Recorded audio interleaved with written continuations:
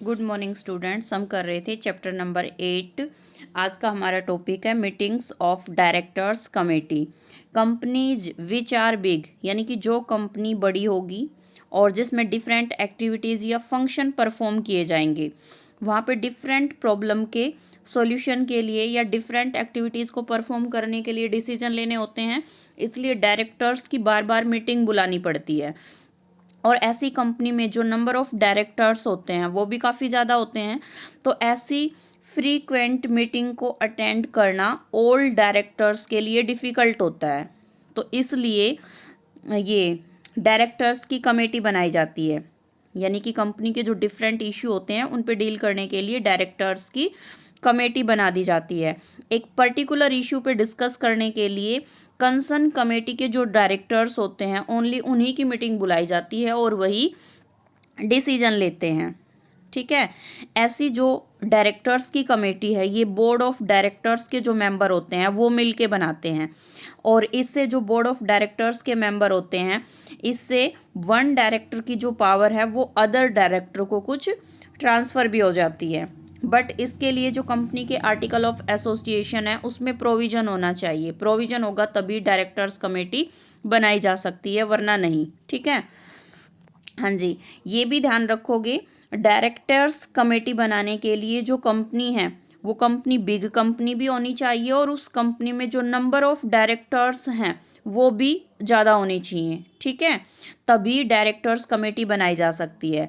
अगर किसी कंपनी के अंदर 2 या 3 डायरेक्टर्स ही हैं तो उस कंपनी में डायरेक्टर्स कमेटी नहीं बनाई जा सकती, क्योंकि जनरल सी बात है जब नंबर ऑफ डायरेक्टर्स नहीं होंगे, मेंबर नहीं होंगे, तो कमेटी किसकी बनाएंगे। Type of directors committee. Directors committee 2 type की होती है। फर्स्ट है परमानेंट कमेटी, सेकंड है टेम्परेरी कमेटी। परमानेंट कमेटी का सबसे अच्छा एग्जाम्पल है कंपनीज वर्किंग कमेटी। ठीक है, और इस कमेटी का मेन फंक्शन होता है कंपनी के डे टू डे एडमिनिस्ट्रेशन को करना, यानी कि ये जो कमेटी है ये फ्रीक्वेंटली हेल्ड की जाती है, मतलब बार बार बुलाई जाती है। कंपनी एडमिनिस्ट्रेशन के लिए डिसीजन लेने का ये काम करती है। इस कमेटी के जो मेंबर हैं, ठीक है, वो बोर्ड ऑफ डायरेक्टर के मेंबर में से ही सिलेक्ट किए जाते हैं, और इस कंपनी का जो चेयरमैन है वो बोर्ड ऑफ डायरेक्टर का जो चेयरमैन होता है वही इस कमेटी का भी चेयरमैन होता है। हाँ जी, नेक्स्ट है टेम्परेरी कमेटी।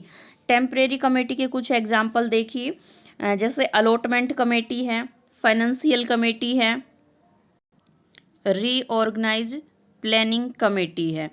ये जो कमेटी है ये स्पेसिफिक टॉपिक पे डिस्कस करने के लिए बुलाई जाती हैं, और ये फिर उस मीटिंग के अंदर अपना सजेशन देती हैं।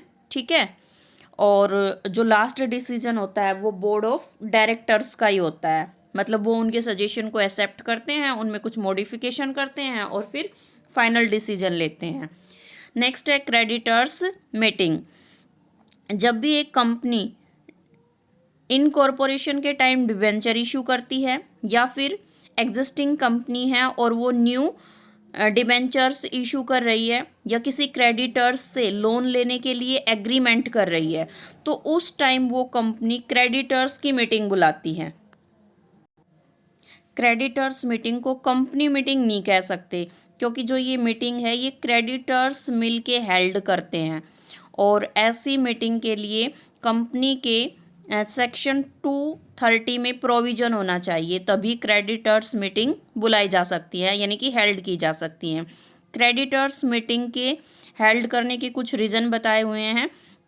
फर्स्ट है जब कंपनी अपने क्रेडिट यानी कि जो लोन है उसको रिड्यूस करना चाहती हो, या जो पेएबल इंटरेस्ट है उसको रिड्यूस करना चाहती हो, मीन्स उसकी पेमेंट करना चाहती हो, या क्रेडिटर्स के साथ कोई भी एग्रीमेंट करना चाहती हो, तो उस टाइम क्रेडिटर्स मीटिंग बुलाई जाएगी। हाँ जी, नेक्स्ट है कंपनी को रीऑर्गेनाइज करने के लिए या कंपनी का अमलगमेशन करने के लिए जो क्रेडिटर्स होते हैं उनकी कंस्टेंट लेने के लिए। नेक्स्ट है जब कंपनी को वाइंड अप करना हो तो उस टाइम जो क्रेडिटर्स हैं उनके एग्रीमेंट के लिए, यानी कि उनके कांस्टेंट के लिए क्रेडिटर्स मीटिंग बुलाई जाती है। नेक्स्ट है डिबेंचर होल्डर्स मीटिंग। जब एक कंपनी डिबेंचर इशू करती है या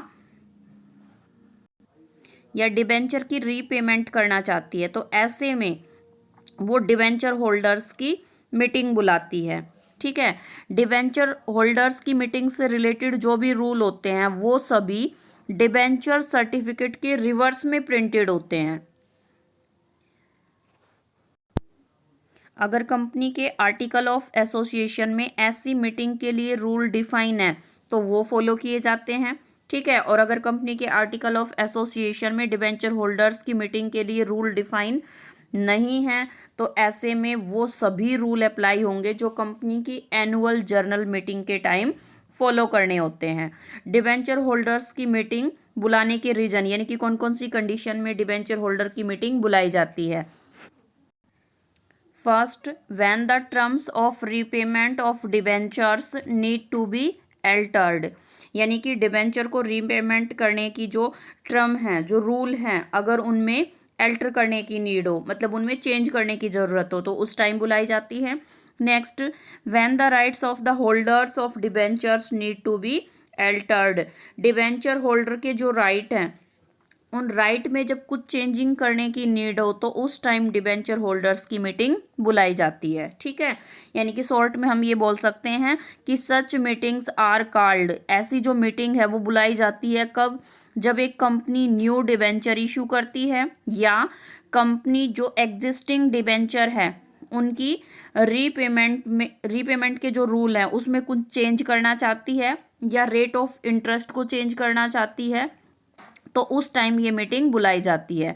इस मीटिंग के जो रूल है, प्रोसीजर है, वो डिबेंचर ट्रस्ट डीड के रिवर्स में प्रिंटेड होते हैं, यानी कि वो जो डिबेंचर डॉक्यूमेंट होता है ना उसके पीछे लिखे हुए होते हैं कि कैसे मीटिंग बुलाई जाएगी, क्या रूल रहेंगे, क्या प्रोसीजर रहेगी।